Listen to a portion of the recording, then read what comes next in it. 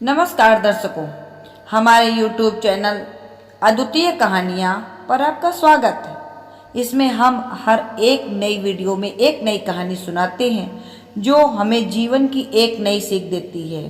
तो चलिए आज की कहानी शुरू करते हैं। आज की कहानी का शीर्षक है सच्ची लगन क्या नहीं कर सकती। द्रोणाचार्य उन दिनों हस्तिनापुर में कुरुकुल के बालक पांडव एवं कौरवों को अस्त्र शस्त्र की शिक्षा दे रहे थे। एक दिन एक काले रंग का पुष्ट शरीर वाला भील बालक उनके समीप आया। उसने आचार्य के चरणों में प्रणाम करके प्रार्थना की, मेरा नाम एकलव्य है। मैं इस आशा से आया हूँ कि आचार्य मुझ पर भी अनुग्रह करेंगे और मुझे अस्त्र संचालन सिखाएंगे। आचार्य को उस बालक की नम्रता प्रिय लगी, किंतु राजकुमारों के साथ वे एक भील बालक को रहने की अनुमति नहीं दे सकते थे। उन्होंने कह दिया, केवल द्विजाति बालक ही किसी भी गुरु गृह में लिए जाते हैं। आखेट के योग्य शस्त्र शिक्षा तो तुम अपने गुरुजनों से भी पा सकते हो। अस्त्र संचालन की विशिष्ट शिक्षा तुम्हारे लिए अनावश्यक है। प्रजापालन एवं संग्राम जिनका कार्य है, उनके लिए ही उसकी आवश्यकता भी है। एकलव्य वहां से निराश होकर लौट गया, किंतु उसका उत्साह नष्ट नहीं हुआ। उसमें शस्त्र शिक्षा पाने की सच्ची लगन थी। वन में उसने एकांत में एक कुटिया बनाकर द्रोणाचार्य की मिट्टी की प्रतिमा बनाई और स्थापित कर दी। वह स्वयं धनुष बाण लेकर उस प्रतिमा के सम्मुख अभ्यास करने में जुट गया। द्रोणाचार्य एक बार अपने शिष्यों के साथ वन में घूमने निकले।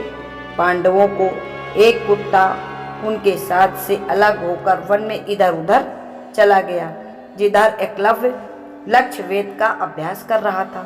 कुत्ता उस काले भील को देखकर भूखने लगा। उसके भूखने से एकलव्य के काम में बाधा पड़ी, इसलिए उसने बाणों से उस कुत्ते का मुख भर दिया।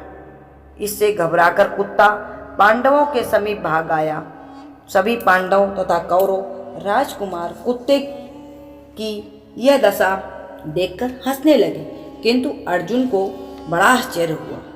कुत्ते के मुख में इस प्रकार बाण मारे गए कि कोई बाण उसे कहीं चुभा नहीं था, किंतु उसका मुंह पूरा बाणों से ठसाठस भर गया।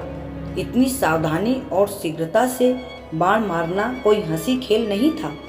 आचार्य द्रोण भी उस अद्भुत धनुर्धर की खोज में चल पड़े, जिसने ये आश्चर्यजनक कार्य साध्य कर दिखाया था।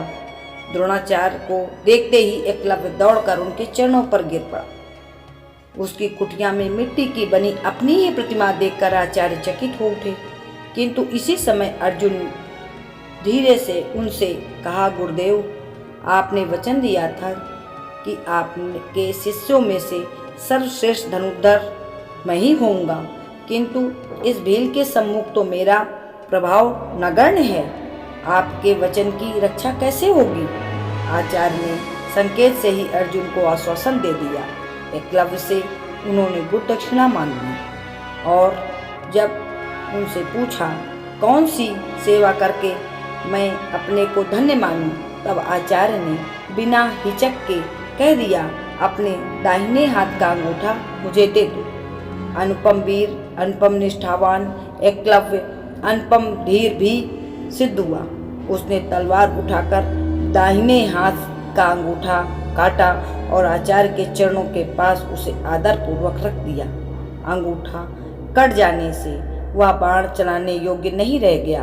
बाएं हाथ में बाण चला लेने पर भी वह धनुर्धरों की गणना में कभी नहीं आ सका, किंतु धनुर्धर होकर विख्यात होने पर कितने ही दिन जगत उसको स्मरण करता है। अपने त्याग से, अपनी निष्ठा से एकलव्य इतिहास में अमर हो गया। अगर आपको मेरी ये कहानी पसंद आई है तो चैनल को सब्सक्राइब, वीडियो को लाइक और कहानी को शेयर करें।